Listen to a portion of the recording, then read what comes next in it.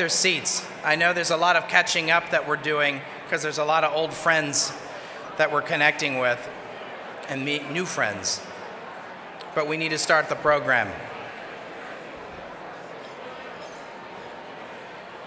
And I'll start to incentivize people to sit down.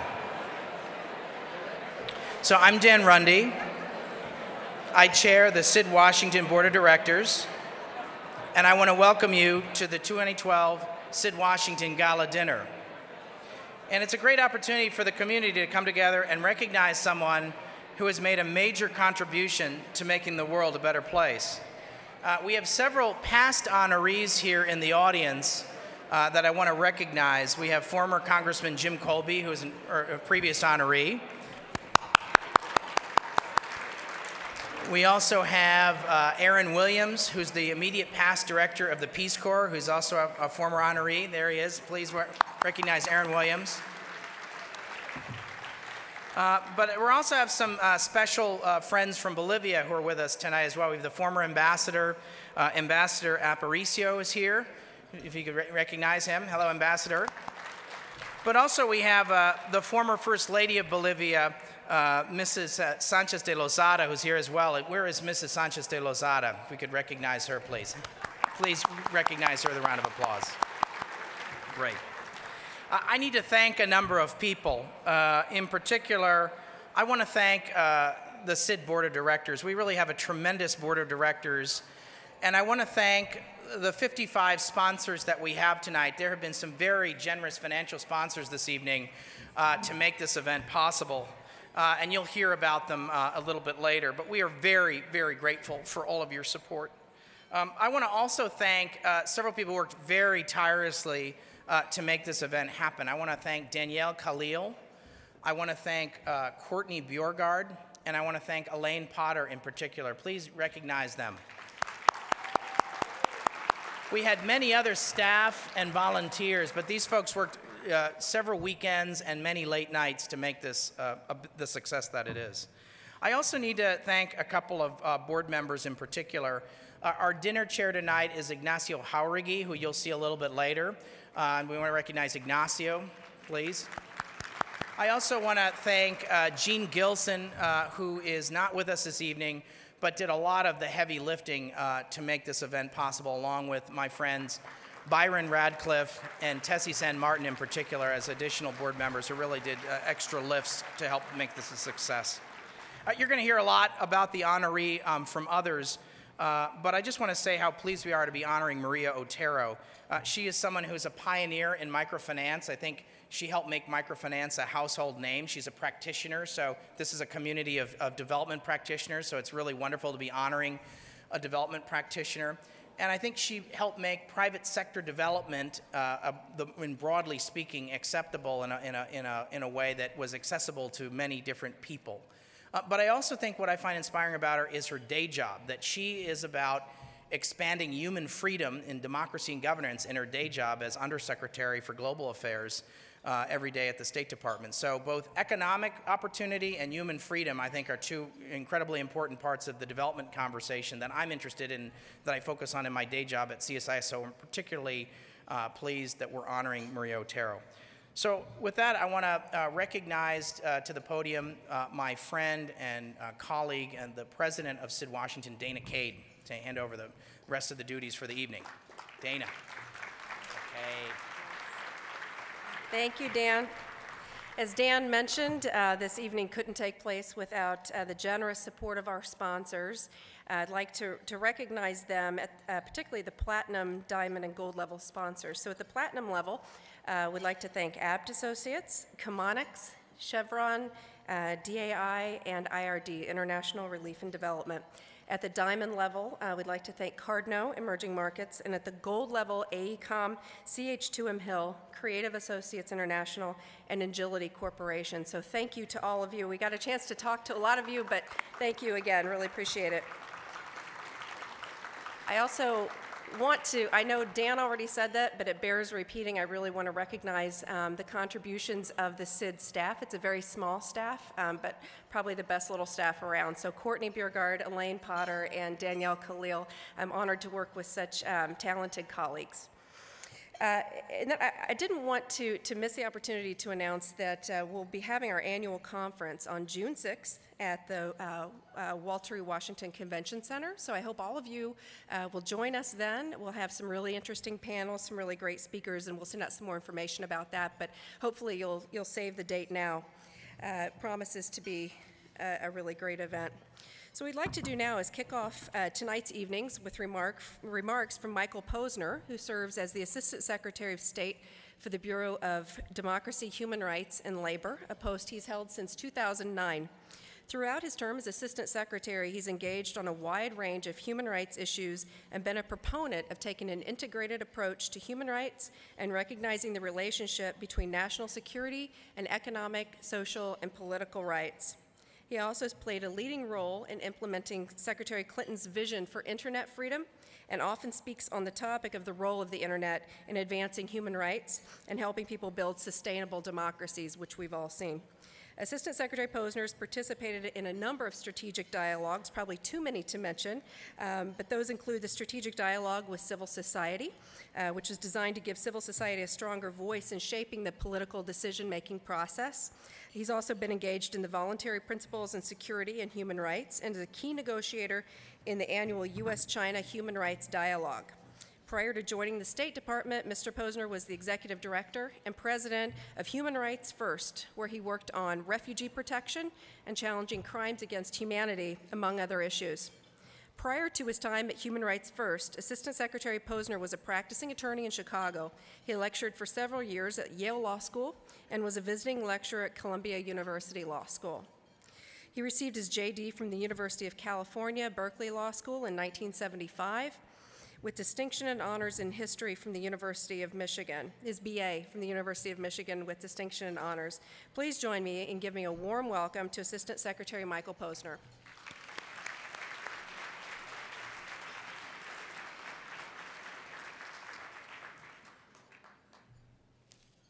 Thank you, Dana, for those kind words. It's really a pleasure, a real privilege to be here tonight to participate in this evening honoring Maria Otero, who is an old friend and who's now my boss. I first met Maria really in 30 years ago when I was working with her husband, Joe Eldridge, who's here, who's one of my heroes. Joe was running the Washington office on Latin America, and Joe and I were part of a pioneering generation trying to kind of make the human rights issue a mainstream issue in American politics, American foreign policy. Joe had been involved in Chile in the mid-'70s during the Pinochet years, had brought Senator Harkin and others down to raise concerns about that, and had founded the Washington Office on Latin America, which was then and is still one of the premier human rights organizations in the world. I worked with Joe on the disappearances in Argentina, on the human rights issues in El Salvador. Through his office, got involved in the tragic deaths of the 4 American missionaries, churchwomen in El Salvador. And I always knew that, and as I met Joe and I met Maria, that they were among and continue to be among the best of what this country represents, the best of public citizens who really care, not only care about important issues, but live their values and have dedicated their lives, each in a different way, to things that really matter to the world.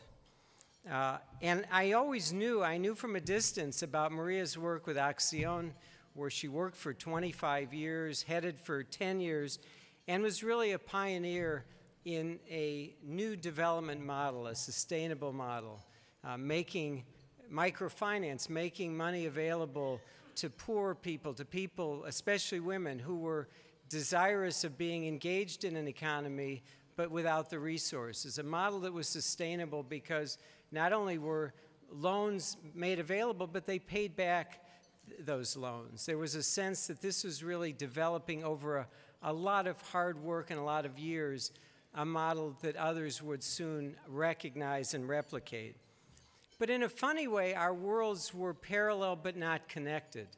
And I always would talk with Joe and with Maria and others about how it is that we were working in areas that each so important and each so connected, and yet the connections weren't being made.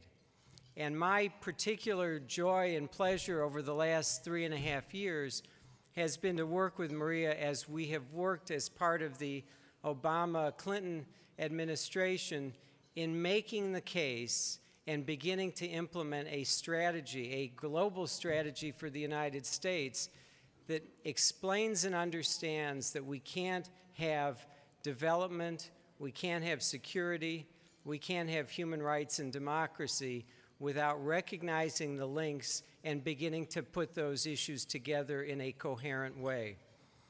I came down here in February of 2009 to interview with Secretary Clinton. And it all came very quickly out of the blue within 2 or 3 days of first being contact. I'm sitting in the room with her, and she offered me the job to be the Assistant Secretary working on issues I've devoted most of my professional life to. I got home back to New York, and I got a call that night. And I was thinking as I was coming back on the train, I wonder who's going to be my boss, who's going to be the undersecretary. And sure enough, I get a call, and Maria says, hey, you know, you might be wondering who's going to be the undersecretary, who you're going to be working for. I said, yeah, I've been thinking about that all day. And she said, it's me. And to me, that was the music to my ears. That was the best news possible, because I so admire and respect Maria as a human being, but also as a professional, somebody who's so dedicated and so committed. And I was convinced from day one that we would work together in ways that are innovative. And we've done that. And Maria's been a fantastic leader in our department. And she's done what we've done together, and what I'm so proud of is that we've taken a number of disparate issues: counterterrorism, work on law enforcement, work on civilian security, on refugees, and on human rights. We have, in a very practical way, and Maria has driven this process with great skill, found the links, found the reinforcing links that make this a coherent unit in the State Department in a way that it's never been. She's been a champion with us on a range of human rights issues, a champion in trying to bring the corporate sector in on issues like internet freedom, recognizing that corporations can both play an affirmative role in support of government, but that they also have responsibilities, and recognizing that a rights-respecting, a rights-oriented approach to development is really the way that we get sustainable stability in our own society and around the world. Secretary Clinton has spoken about this, and we have been privileged, really privileged, to be able to work under such inspired leadership as Hillary Clinton, who understands deeply the connection between development, the need for countries to have working judicial systems, to have accountability, to have transparency, to empower women, to have access to the internet, to have trade unions that function. So the work that I do on a daily basis, trying to build those blocks, is work that sustains not only democracy and human rights, but it sustains development in a way that everybody in this room and everybody connected to SID is working on every day. So I'm, again, extremely proud, privileged to be here honoring my good friend and boss, Maria Otero. I congratulate SID for everything you do, but I'm really thrilled and honored to be here recognizing and honoring my dear friend, Maria Otero. Thank you all.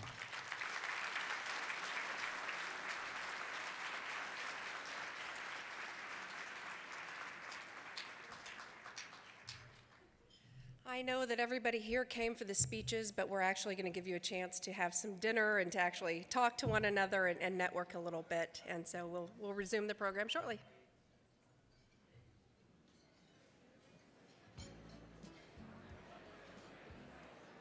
Take their seats. We'd like to resume the program.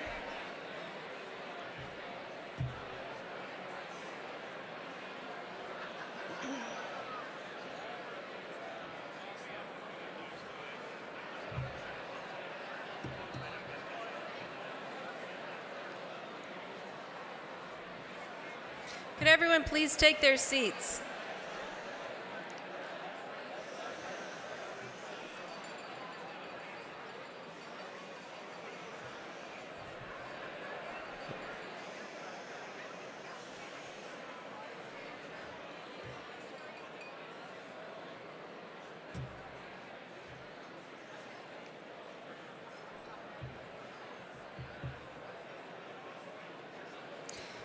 So I hope everyone is enjoying the dinner and conversations, more importantly.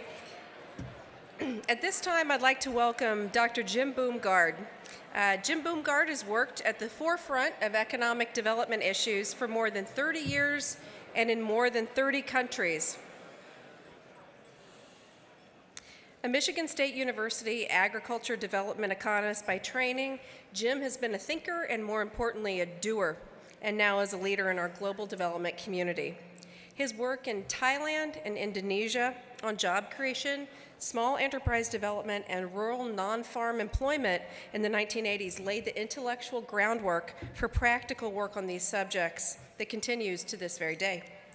Jim led USAID's path-breaking micro-enterprise stock-taking study in 1988, and from 89 to 92 served as the director of the joint DAI Action Michigan State Gemini team that helped propel USAID to global leadership in the microenterprise field. Since that time, Jim has managed development projects, worked in commercial agribusiness, been involved in venture investing, private sector development, and 3 years ago became the CEO of DAI, one of the leading global companies in the international field, and of course one of our sponsors tonight. Jim was a founding member and now serves on the executive committee of the Coalition of International Development Companies, a group of more than 50 firms committed to advancing the role of the private sector in international development. Please join me in giving a warm welcome to Jim Boomgard.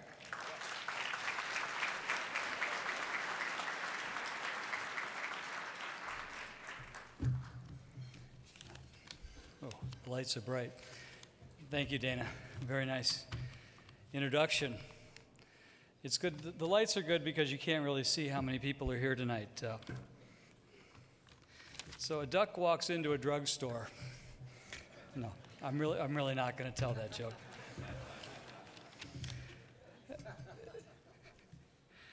The Sid Washington Award for Leadership and Development is a prestigious honor. The list of past award winners, which is in your program, is impressive. And tonight, Maria Otero's name is added to the list, and in my opinion, very rightly so. Some have suggested that Maria earned this recognition because she is the highest-ranking Latina in the history of the State Department, who has served for 4 years and now leads on matters that are weighty, complex, and important. They're partially correct. Others may think that Maria is the most powerful, influential, and best-looking person with a recognizable name that Sid could find who happened to be free tonight, 6 days before Christmas, during the busiest social week of the year. These cynics are undoubtedly wrong. A few others, I know at least 3 at the DAI tables, are hoping that through this accolade, there might be a chance that Maria introduces them to her good friend, George Clooney.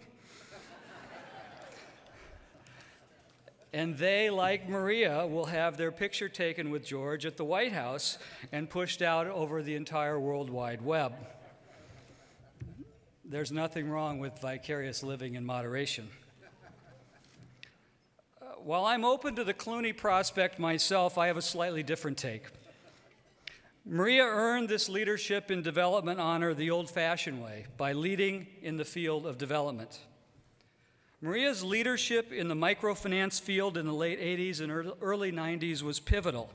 She was the leader that microfinance needed at the time, and she stepped forward with grace, courage, and an unwavering commitment to the underprivileged and underserved to create a path that others were inspired to follow.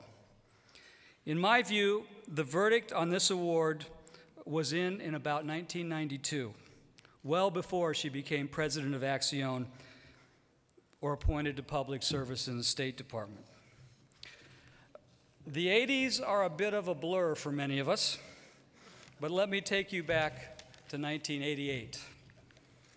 The Soviet Union began withdrawing from 8 years of fighting in Afghanistan.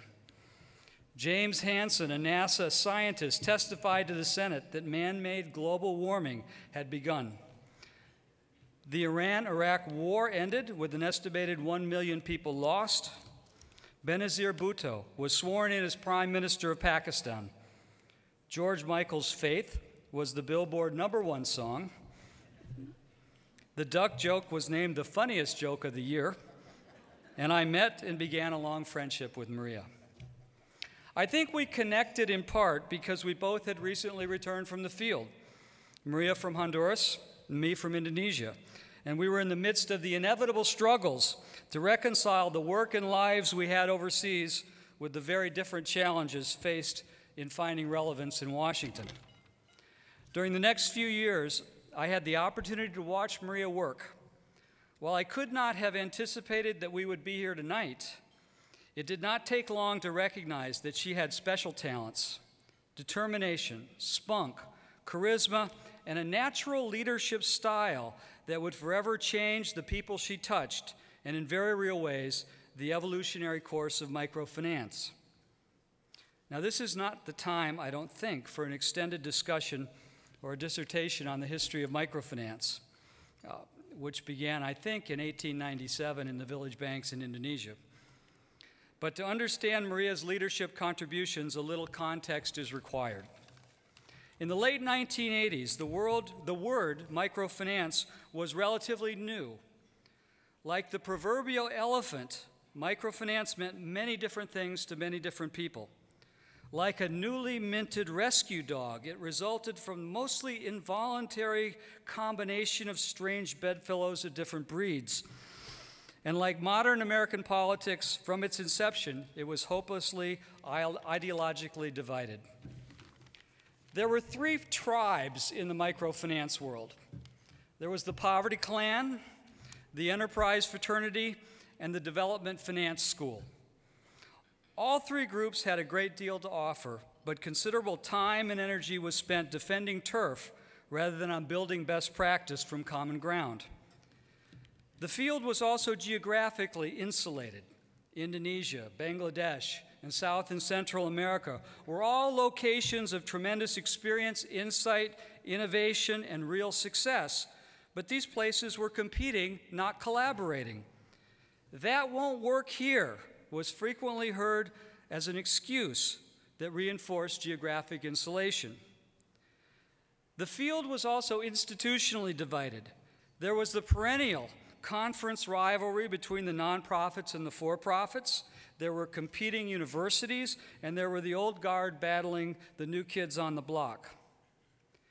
People reacted to these fissures, the ideological, the geographic, and the institutional, by doing what people do.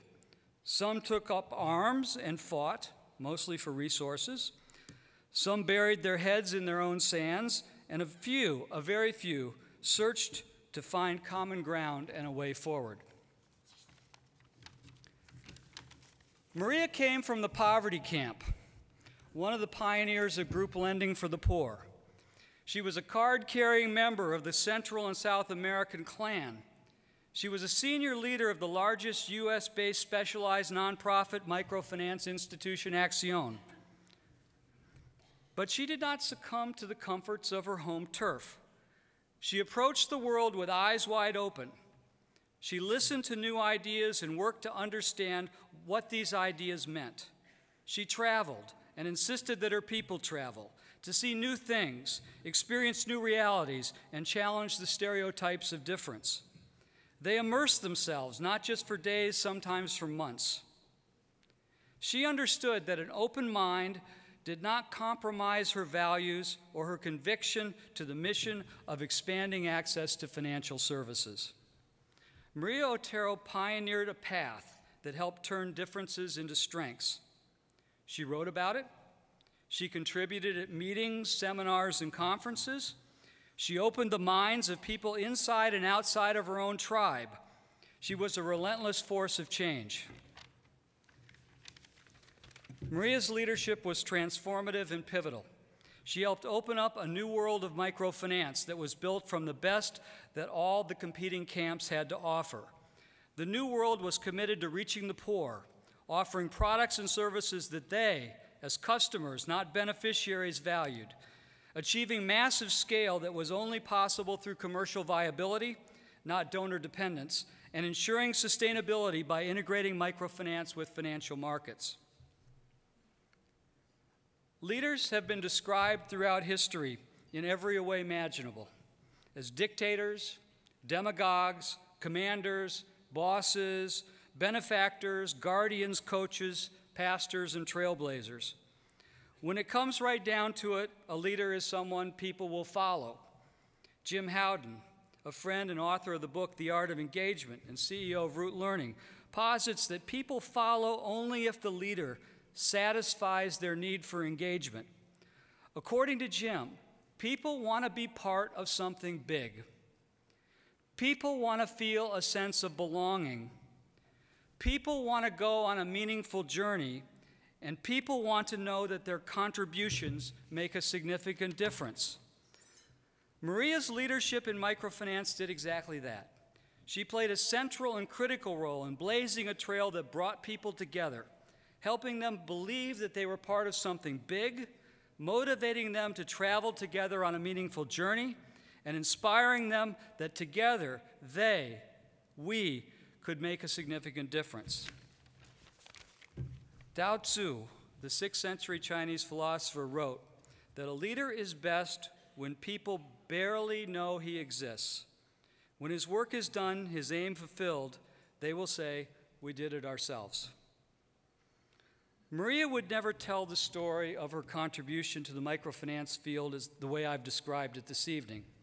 There are others who would portray their own roles or the work of their friends as more central to the transformation of the field.